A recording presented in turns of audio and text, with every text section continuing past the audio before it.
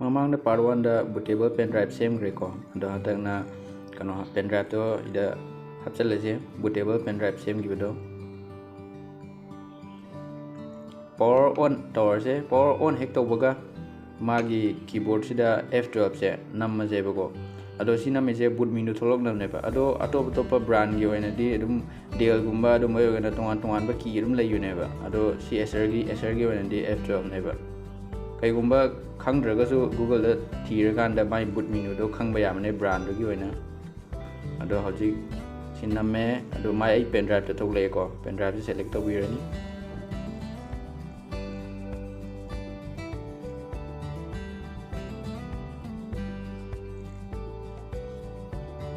next nambirani install now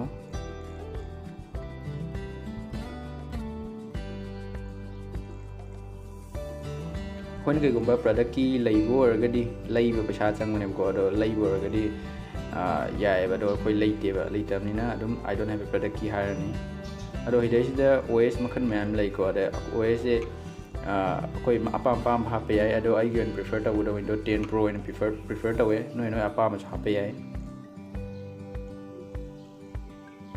licence accept तौबिरनी अदुगा next नमसे हिदैसिदा मागी आइजे ममांगदा अदुम OS इंस्टॉल तौर लेरमेबको अदो खरा लुम हैबगा अमको इंस्टॉल तौरइनेबा अदुना हाने गे अरैबसिंगदो कामता कंट्रोलर हायरदि हाने अरैबिंग लोइन कथखरनेबा डिलीट नंबिरनेबा अदुगा नौना मा वॉल्यूम मा अखोइन सारनेबा हाबि 200 GB ओइलसेबा लोकल दिक्से there is the 540 chang lai ko ado 200 wala se calculation do de ucher ke command hot ke hai do 1024 से 1 GB का माने को सिसिगा 200 की ता ओहला जेबा दो 200 ओहन बायना 201 होला जेबा आइदी 200 सब अन फंगनबा 1 सिना 1 GB एम हेलिस कई किनो हारगना मागी हेल की अदगी दी रिकवरी की खर खाइदो एबको अदुदा दुम 200 सब अन फंगदेबा फंगनबा ओइना कोइना 201 ओइन तवरेबको 200 की सेलेक्ट तौबिरो अदुगा नेक्स्ट तौरजे अदुम प्रोसीड तौरजे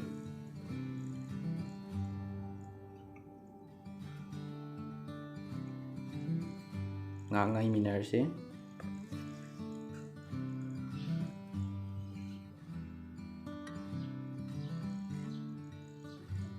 अदो कईगुम्बा सिसे माइगी इंस्टॉलिंग प्रोसेस से लोइख्रनीबको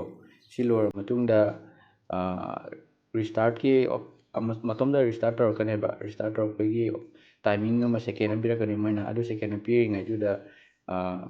bootable pen drive कनोदा CPU थिनजिल्ला लैबदो लौथोकपिरो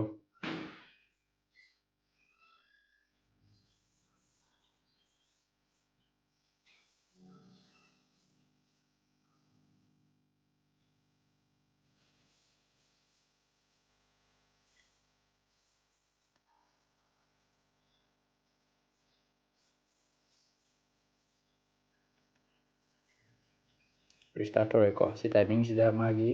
पेन ड्राइव ता लौथोकपिरो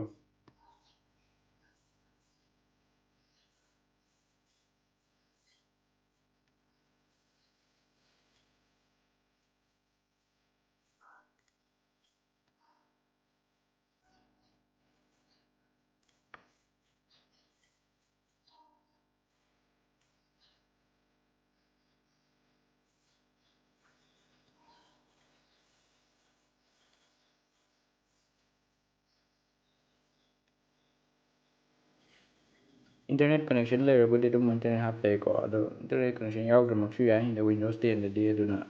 प्रोसीड तौरसे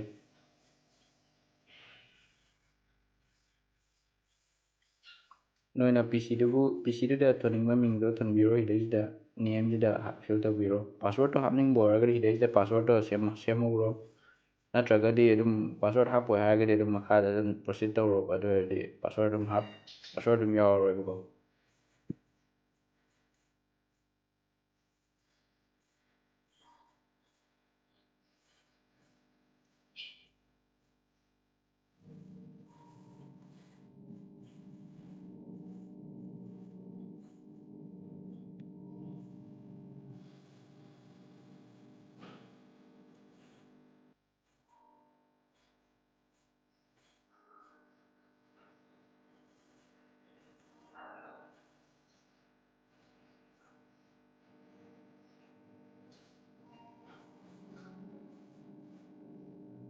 OS ꯍꯥꯞꯄ ꯂꯣꯏꯔꯦꯀꯣ